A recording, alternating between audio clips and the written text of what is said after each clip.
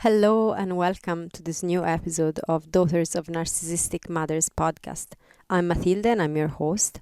I'm an inner transformation mentor supporting women in healing mother wounds through the one-on-one 10 weeks program and through the upcoming online community. The women's circles are officially closed for new members at the moment as I'm preparing to launch the new Reclaim Your Fullness online community coming up in February. So to know more about this offering and to sign up to the waiting list, which is now open, follow the link in the description or visit the website womenreclaimingtheirfullness.me. Now, for the topic of today, your narcissistic mother doesn't want you to be your authentic self. But that's not all. That's what we're going to talk about today. And to start, I want to ask you, has your mother ever encouraged you truly to be yourself? Or to be happy? Or to express yourself fully? Maybe to speak your truth. Has she ever encouraged you to do that? Or to ask for your needs and to be unapologetic about it? Or instead, did she put you down? Did she tell you how to be? Were there conditions to your expression of yourself as you grew up with your narcissistic mother? Something like, if you do this, then you're a good girl. If you don't listen and do as I say, you're not a good girl. Did she shame your behavior or your emotions? Did she tell you what you thought or what you wanted to do was ridiculous, impossible, unacceptable, and so on? Were phrases like, you're impossible, oh, she's so unhinged, crazy, weird, I don't know what to do with this child anymore, she's so spoiled, she's a brat, she's impossible to understand. Were phrases like this common? Did you hear that often from your mother? Or did your mother ever tell you how incapable you are at something, like you're never going to be able to do this, and I know it because I'm your mother? Something like that. Or something like, what you want to achieve is impossible for you because you're my daughter and you're like me on that. Or maybe something like, you're just like your father, unable to concentrate, unable to cope with such things, unable to settle, unable to feel, you fill in the blank, unable to ... whatever that was. Or maybe your narcissistic mother guilted you like this. Oh, if you go on and do that, who will be with me? I will be all alone. Or she could be telling you something like, you go ahead and be happy, I'll be here. Maybe you'll remember to call every once in a while. Or something like, you leave me just like everyone else did and I'll be all alone, and so on. So if your mother is a narcissist or she has strong narcissistic traits, you may have experienced some version of this. Variations of what I just described are all quite regular expressions of how a narcissistic mother would go about speaking to her child. And she will continue even when you are a full-on adult, and she will keep on speaking to you like this. So hardly she has encouraged you to fully be yourself, to fully be happy, to fully express yourself and ask for your needs. If she had done such things, then she wouldn't actually be a narcissistic mother. And so what's that got to do with authenticity? And why is this so important here? Why are we talking about this today? Why did I bring you through that list of terrible things that I know we all have experienced some aspect of in our life, in our childhood growing up, and it even hurts to hear it again. But why did we go through all of that? It's important to understand that with a narcissistic mother, her love is conditional. We've said that before. And that she will make sure you know that very well. She will let you know that some way. There are ways to be accepted by her and ways that she doesn't tolerate. And a lot of it has got everything to do with her needs and nothing to do with your needs. So her list of conditions is completely connected to her needs, the needs that she needs to meet, not yours as a child and then later as an adult. So as a child of a narcissistic mother, you had to learn very early on to meet her needs in order to maintain your attachment needs met by her. Even in the toxic way, she did that. So she may have given you scraps of validation, scraps of love, scraps of attention. But even to get those scraps, you had to meet her needs in order for you to receive that little bit of attachment from her. And as this goes on in your adult life, chances are the relationship is still conditional, and she still heavily criticizes you, maybe expresses her loud opinions on what you do. She may still guilt trip you and all of that. My mother has an opinion on everything.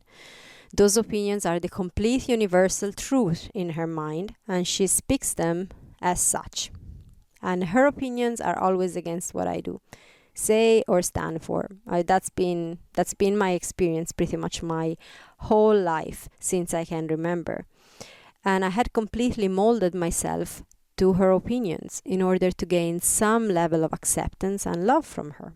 Scraps of validation that came every once in a while, all at the cost of myself and my authenticity. Of course, I wasn't aware of all of this for years and years and years. And as you know, if you've listened for a while, you now know that I am no contact for 3 and a bit years. So I don't have this contact with my mother anymore, but still we're going to go into what happens even when you stop the contact. That's the bit when I say, but that's not all in the title. That's where we're going today. We're going to talk about this. So emotional unsafety growing up leads to trauma in the system. The mother wounds we talk about in recent episodes, like the wound of non-deserving, for example, that we talked about a couple of episodes ago, that's one of the wounds that comes from that.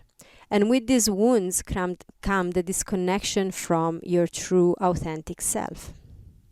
And can you be happy and fulfilled when you're disconnected from yourself and not authentic to you? Unfortunately not. You can survive, of course. You can live a long life like that, completely disconnected from your authentic self. You can. And survive all the way. But you can't thrive. And you can't be fully happy and fulfilled unless you reconnect with your authentic self. This disconnection from self is at the base of depression, anxiety, many diseases, anger issues, labels that may have been given to you, incapacity to sleep at night, the need to keep constantly busy, the need to please others all the time, and so on. Fatigue, you name it. All of those things actually come from the disconnection from your authentic self that comes from the trauma in childhood of having had an emotionally very unsafe parent or both your parents. So how do we start reconnected with our authentic self after being disconnected for so long? So the first thing you need is safety. You need a safe space to start exploring the layers of you that are not really you, but trauma responses, coping strategies learned along the way in order to survive, and a ton of beliefs that are not yours, but they still rule your life from the conscious, from your mind, and also from the subconscious. You will find a lot of beliefs hidden in the subconscious that are still driving your everyday experience, and they are not yours at all. I have episodes on this, and I'm going to put the links of these episodes in the description of this if you want to go further into this topic. And here's the catch. Here's the bit that often we don't consider fully. And it's what I wanted to say when I mentioned about the no contact earlier. So placing distance with your mother, which can go all the way to go no contact, setting boundaries, maybe you're still in contact and you're setting boundaries. All of those things are only part of the work. A very important part of the work. It's really important to set boundaries. It's really important to place a certain level of distance, and this level of distance and space between you and your mother is personal to your needs. I needed to go fully no contact. Maybe you don't need to go fully no contact. That depends. There's different needs. I know I have clients that are in low contact. I have clients that needed to go fully no contact, and I have clients that have actually gone to the place where they can have a normal level of contact and relationship with their mothers and actually have boundaries in place and everything is going fine. So there's different levels of distance, but you need to find what fits you. And this also may vary depending on the periods of your life, but that is not all the work. Creating that space for yourself with boundaries, going no contact if necessary for your safety and healing, determine how much contact you want to have is a very important part, but it is not all the work. So just as your narcissistic mother doesn't want you to be your authentic self, because your authentic self is untamable, uncontrollable, and therefore not useful to get all her needs met. Remember that a narcissistic mother wants you not to be independent, but to be part of her, to be her property, to be a thing that she can control, because that way she gets her needs met the way she wants. That's how a narcissistic person operates. So your narcissistic mother doesn't want you to be your authentic self, because again, as I said, if you are your authentic self, if you develop your identity, if you develop your authenticity growing up, you are an uncontrollable being. And she can't have that. But just as your narcissistic mother won't allow you to be your authentic self, the narcissistic mother's voice inside your head will continue not to want you to be your authentic self. And that's the catch. I figured that out, paying the price, thinking, oh, I'm no contact. The work is done. I am no contact. So now I have all this space. Yay. No, actually that voice remains even when you place quite the distance and quite the space. I've actually had clients that their mother had passed away years ago, and yet that influence, that voice in the head, that inner narcissistic mother's voice, kept keeping them down, kept being as if the narcissistic mother was still alive and very much there with them. So that's why I'm saying that although it's really important to set your boundaries and do all that kind of work and figuring out the space that you need from your physical mother, there is also more to this work. That voice in your head will continue to keep you down, to punish you, to laugh at you, to call you names, to belittle you, just like your actual narcissistic mother did or does. That voice remains even after years of no contact. I am actually still unpacking new layers of that voice in my head. Aspects I didn't know were controlled by my narcissistic mother's voice in my head, and they still are. And I'm still working on that, layer after layer after layer. That voice, for example, still tells me to quit. It will tell me occasionally to stop the podcast, to stop my work, because I'm not good enough to do it, because I have no hope to ever succeed at anything, or because I will be rejected and laughed at. So it gives me all these reasons. Cyclically, every now and again it comes up. It gets triggered maybe by something and it comes up. And that voice can come in strong at times.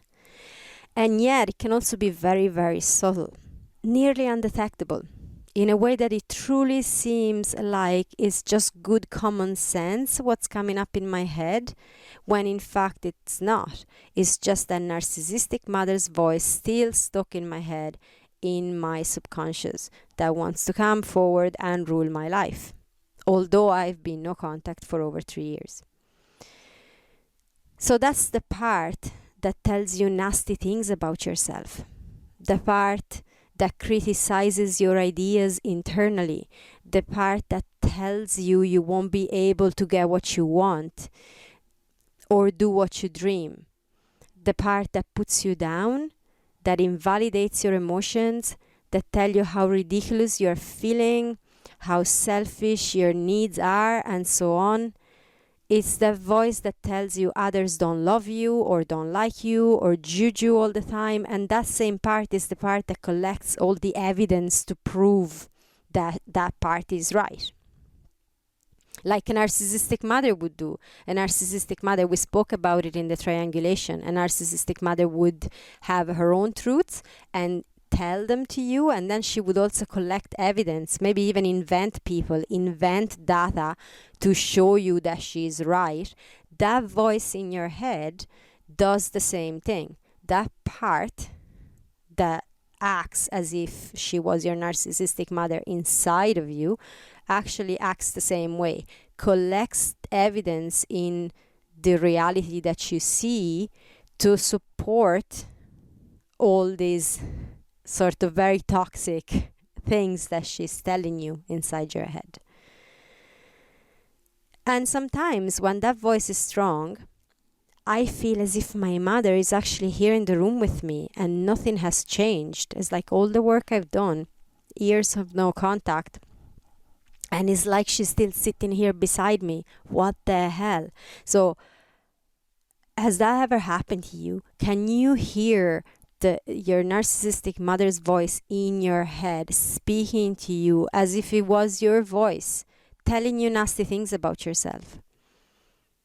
I've had that with clients very often, when after usually sort of midway across the 10 weeks program, they start going, oh, I am actually mothering myself just like my narcissistic mother would. And it's like one of those big insights moment when you, and I know we sometimes can come across this information rationally and actually know that we might do that, but it's when you really realize that you do it and that sinks in and you go, whoa, this is what I've been doing to myself. Wow. So couldn't we just stop listening to that voice? Isn't that the soundest advice? I mean, just stop listening and you'll be fine. Just be yourself. It would be great advice if it was that simple. I hear it very often. And I mean, it's one of these beautiful messages that goes around on social media. And you can, it's like, just be yourself. You be yourself. Stop listening to the limiting voice and be yourself. And that's amazing. I mean, I'm not saying that that's wrong, of course. That's beautiful. And it's a reminder that we definitely need. But it's not that simple. Ultimately, on an actual real life experience, is not that simple. I've tried for years to just be myself. And I didn't even know what the hell did that mean. I didn't even know what myself was. And it's one thing that, again, when clients come to me, I hear all the time, I try to be myself, but I don't know what that means.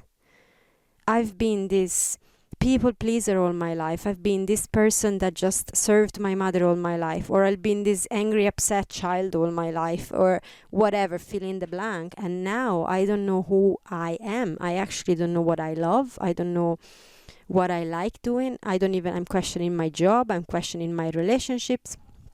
I'm questioning everything, and I don't know who I am. This is like one of the biggest things that happen in the healing process when you're healing mother wounds from a narcissistic mother that has controlled your life to the point that you have no identity. It stopped you. The trauma of having a mother like that, the unsafety, the emotional unsafety, has stopped the regular development of identity when you were young and when that identity was meant to develop. And that's okay. That's not okay, but that's what's happening. It's not your fault. That's just what has happened. And so it's not that simple to just go, okay, from now on, I'm just going to be myself. The fact is that the inner child in us loves and hates the narcissistic mother inner voice at the same time. So you have this part of you that is your inner child, and then there's this part of you that there is we call it the narcissistic mother inner voice, or inner narcissistic mother voice. That's probably better. The inner narcissistic mother voice inside of you. And the inner child loves that voice in a twisted way because our inner child still craves validation, love, and acceptance from our mother, whether she's there or not. So the inner child part in you still wants to be seen and understood and accepted by her. So this is also happening internally. So it's happening between you and your mother. Subconsciously, we still crave all of that. But also we have like this internal thing that the part in us that is the inner child has this dialogue with the inner narcissistic mother voice, and is still craving to be seen, is still craving acceptance, is still craving validation. And at the same time, the inner child inside of us also hates that voice, because it is the voice of hurt, the voice of guilting, the voice that causes so many fears, and the voice of limitation that keeps you down. And so the inner child part can actually react to that voice in ways that are not always helpful. Like it can be rebellious and stubborn, even when you're trying to do things that are good for you. So there's like this weird tug of war inside of us with the inner child that loves, hates this inner narcissistic mother voice. It's a lot of complicated lingo, but just to say that the point is, everything we do when we're not aware of this narcissistic mother voice inside of us is filtered through it. It is as if your mother was in the room with you, saying all the things she would say to you in person when you were a child, even though she's not there. But it's still going on and it's still happening. Everything you do is filtered through the needs of the inner child in you to be seen and validated. In other words, through your attachment needs. Your attachment needs end up dictating your everyday life from your subconscious. And you have no idea that all of this is happening, and yet that's just going on. That's the energy that drives your decisions, your thoughts, your actions, or your inaction. It's all driven by that. As a child, no authenticity can come to you if your attachment is at risk. This is a very natural survival instinct of a child. When you can't meet your attachment, you're gonna die as a child. You can't survive by yourself as an infant, so you need to sacrifice your authenticity in order to be able to survive. So when that voice is still strong in your head, this remains the case even as an adult. Everything you do remains filtered through your attachment needs. Being you, doing you, has been proven to put your attachments at risk. So it's not safe and you don't do it. It's not a safe thing to do. That's what that part is saying. And the narcissistic mother, the inner narcissistic mother voice keeps reminding you of that. So no authenticity can come to you if you continue to feel your attachments are constantly at risk. From personal experience and from working with clients, I've seen times and times again how these inner blocks remain no matter how far from your actual narcissistic mother you are. As I said, we still carry them inside. Your narcissistic mother inner voice is still talking to you anytime you internally tell yourself things like, I'm not enough. I can't do this. Why bother? I'm not going to make it anyway. Oh, if only someone could understand me. There's no hope. It's so hard. It's okay for everyone but me. I'm so alone in this. No one loves me. No one cares for me. Who am I to do this? It's impossible. Stop being ridiculous. Don't be so selfish. I'm so weird and nonsensical. I shouldn't relax. I haven't done enough yet. I should do more of these or less of that in order to be loved, accepted, appreciated, and so on. These are all ways that inner narcissistic mother voice speaks to us. When we speak to ourselves this way, that's the voice we're using. That is that part that's speaking. That is the narcissistic mother in us, as in that conditioning that is speaking to us. Do you ever tell yourself things like that? Do you ever criticize, sneer, laugh at yourself internally in the same way your narcissistic mother does? I definitely did, and I still do. That's that voice. That's the inner narcissistic mother voice. And when unaware of it, that voice will keep directing your life, stopping you each time you're about to break free and reconnect with your authentic self. Just like your narcissistic mother tries to stop you every time that you are trying to become independent. Every time, we said that in the boundaries episodes, if you start setting boundaries, her behavior cranks up, her toxic behavior becomes more intense. She's trying to stop you even more intensely, doesn't she? Like, she tries different tactics, she tries to put you down even more because you are beginning to break free. So the same things happen inside of yourself when you are taking steps to break free, to become more authentic. That inner narcissistic mother voice talks to you and tells you, don't do that.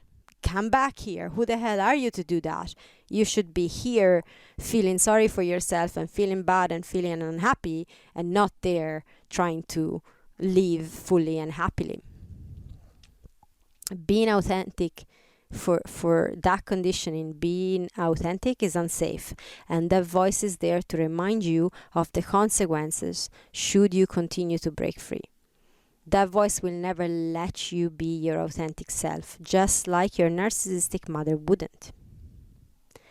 So, with all that said, how do we get rid of that voice?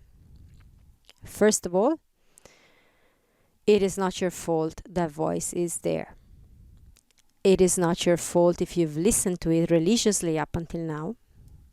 It is not your fault if you still listen to it, as it goes deep, layers deep. None of it is your fault. That voice that wants to beat you up for it, that wants to say, oh, I'm such a bad person because I've been listening to that voice, and kind of wants to beat yourself up for it, that is the same voice we just talked about.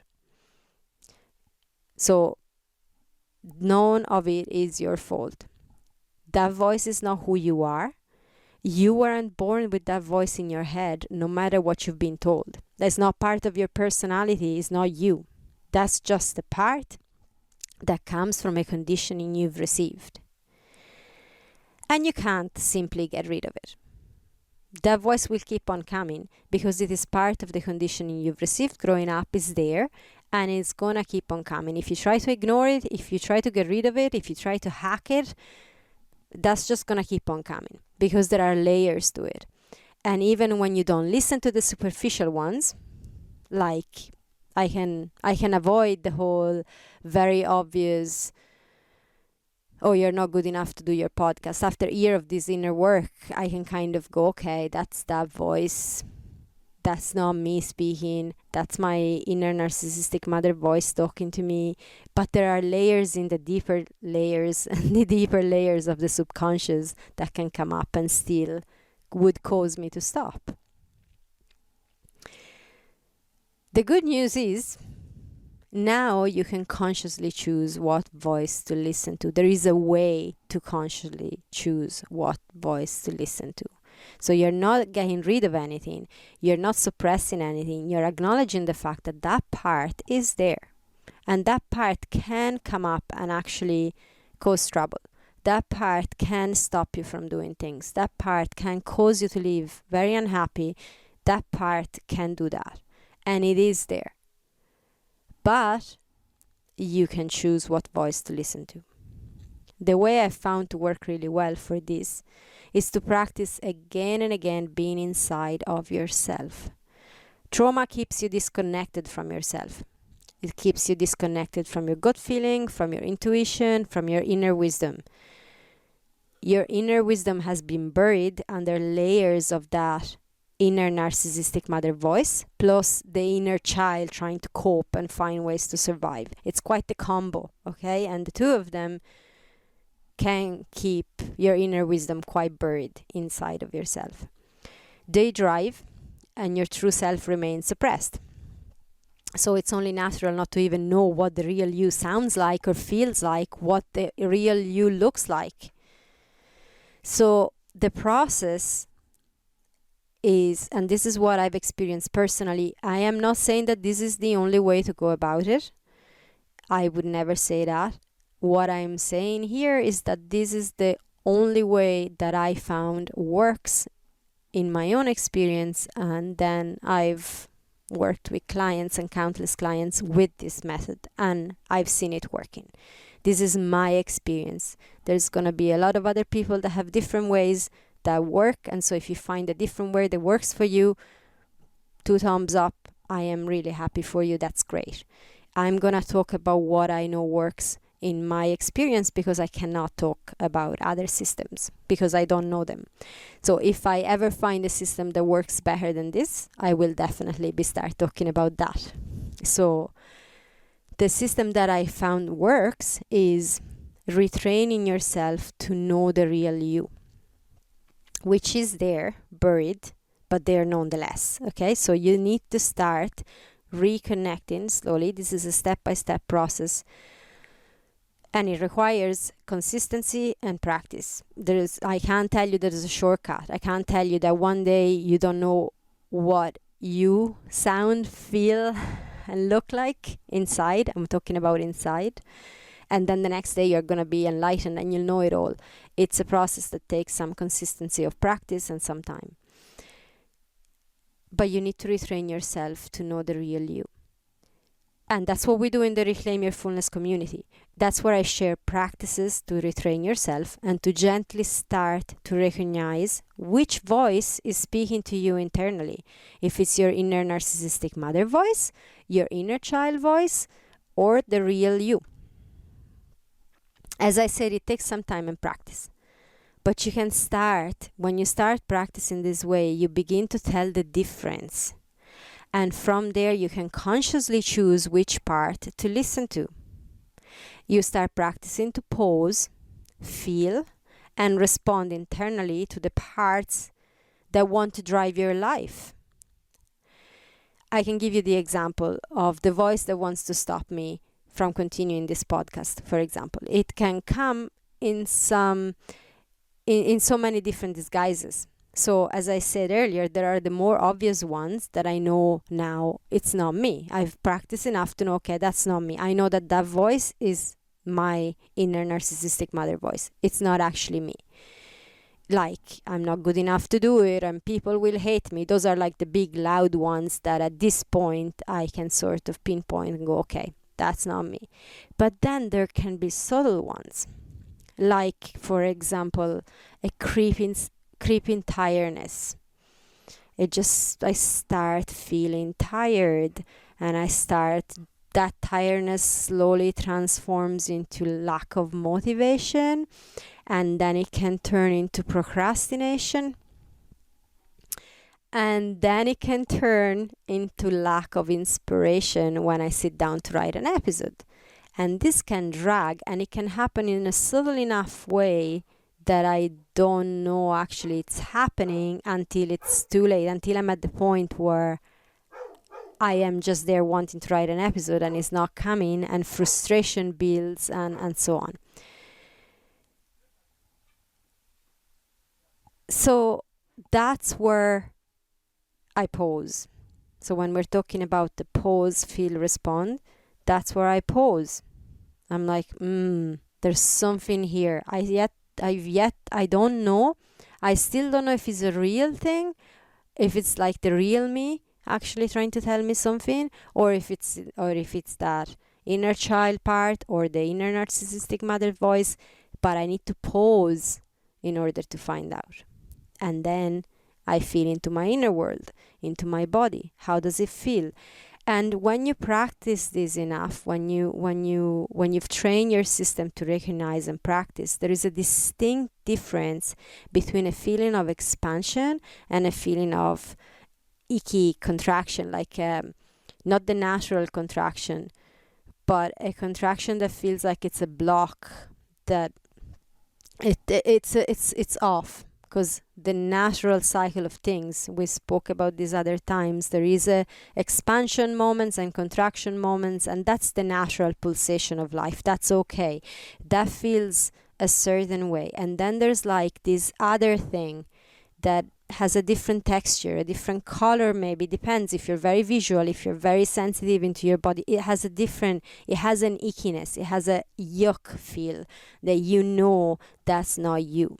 And the more you practice, the more you know what that is for you. Because I can't tell you. I can tell you what it feels for me, and I won't, because I actually don't want to influence in any way how that feels for you. It's going to be different. That is the part that you are the only person that can practice to learn to recognize it in your own body, in your own system, and to learn to tap into that. But that's where your answer is. When an inner statement gives you a body feeling of yuck, I can only describe it like this, is not the real you that's talking to you. And what you're about to do is not guided by that real you. It's guided by the other parts, and it's not going to be helpful. So that's when you respond in the best way. Like if I realize that tiredness is actually real tiredness, there can be a part that is like, okay, maybe you've overpushed your body in the last few weeks. Maybe you haven't taken enough breaks, and maybe that creeping tiredness is actually a real tiredness, and I can sense the difference. Then I can respond, okay, maybe before writing an episode, I actually need to go and take a nap. And then I will feel restored and nourished, and I'm going to be able to do that. When it's that creeping tiredness is more like the hopelessness, my wound of hopelessness creeping in that wants to stop me, because it's that story of the inner narcissistic mother's voice, that's going to feel different. And it's that type of stuff that even if I go nap, actually it's not going to make a difference. I'm going to wake up more demotivated than I was before I went to nap. So then I have to respond differently. I have to work on it differently. So that's where you learn to respond. Now, here I have simplified the entire process, of course. As I said, it takes time and practice. It is broken into these 3 steps: pause, feel, and respond. But you can pause, feel, and respond when you are actually consistently diving in and learning the map of your inner world. There are layers to feeling into yourself, and a lot of the more surface layers are actually still dictated by a lot of stuff that isn't you. So sometimes you go, oh, but I felt into myself, and I felt that that was my guidance, but not yet. You're still at a layer that is influenced by what you're eating, your habits, is still your trauma. There's still beliefs that are not yours. There's still a heap of stuff up there that is not actually your inner guidance yet. And that is why this is a process that you cannot lone wolf. You can't learn this by yourself. You can't do this by yourself. Well, you can, but it's going to be a way longer road. Way longer road. Guidance, in my experience, is necessary to support your system in beginning to get a map of your inner world and to fully get the difference between all the parts at play, because we have a lot of blind spots, a lot of things that we can't actually see for ourselves because we're too close to the situation. It's like when you write a story and you need an editor to actually check it, because you are so involved in the story that you don't actually see the typos anymore, or you don't know if a sentence doesn't make sense anymore because you're that close to it. Something like that is something similar. So when you're trying to relearn and drop in and remap your system while at the same time going through your full life. Maybe you're a mother with children. Maybe you have a partnership, a relationship with someone. You have a job you need to go to. You have a lot of other things that you need to do at the same time. So you're not like a monk on a mountain in a retreat, completely able to have your full time dedicated to yourself. Maybe in that case. But even at that, even people that have done it that way, they still have guidance from some not higher ranking, that's not the right word, but someone that was a lead learner, someone that had done it for longer time.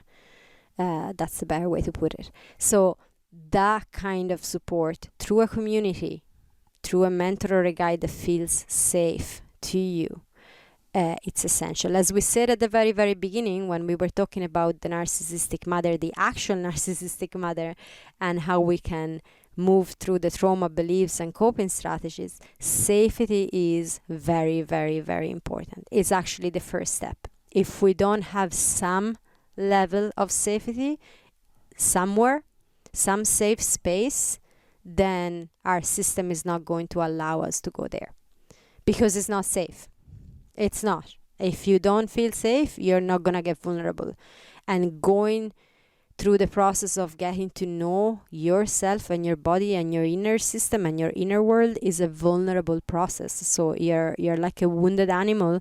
A wounded animal is not going to be allowing anyone to touch them unless they feel a lot of trust with that person. So you need to have a situation, a space where you feel safe. And again, this can be a community, can be a one-on-one mentor, someone that you feel safe with, a community that you feel safe with, and then within that space, with the right guidance, you can start training your system to tap in and feel and start recognizing, and you start drawing the map. Okay, when this happens and I feel this way, it's the inner narcissistic mother voice that's speaking to me. It feels like this. It sounds like this. Okay, now I can recognize that. When I am reacting, feeling, and thinking this way, is my inner child. Okay, that feels like this instead, and it has this texture, this color, these sensations are associated to that. When I am speaking, feeling, and thinking like this other way, that's actually my real me, and that's feeling different again. And then the more you do this, the more you practice this, the more you train your system this way, the more you get all the nuances, all the different shades of it, the different feelings and sensations of it.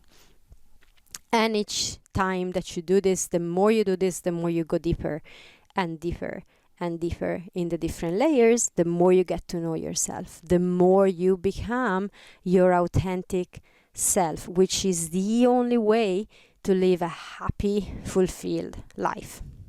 There's no other way. Self-actualized people are authentic.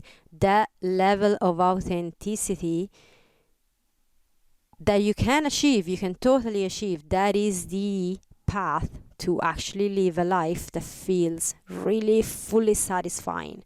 That's you. Not happy all the time, because life is life. I mean, it's not all happiness all the time. There's a full array of emotions and experiences that are going to still come your way, but that satisfaction, that fulfillment, that moving from surviving in survival mode constantly all the time to actually thriving and expanding and enjoying this life experience, that can only be achieved through exploring authenticity and who your authentic self is. So I hope this was helpful, and if you have any questions and you want to share your experience with me, you can email me at matilde@womenreclaimingtheirfullness.me. And also, again, as I said, the waiting list for Reclaim Your Fullness online community, it's now open, so there's only going to be limited spaces available once the community launches in February. So if you're interested, you can sign up to the waiting list through the link in the description or through going to the website womenreclaimingtheirfullness.me. With that, I'm going to wish you lots of love, a wonderful week, and I'm going to say bye for now.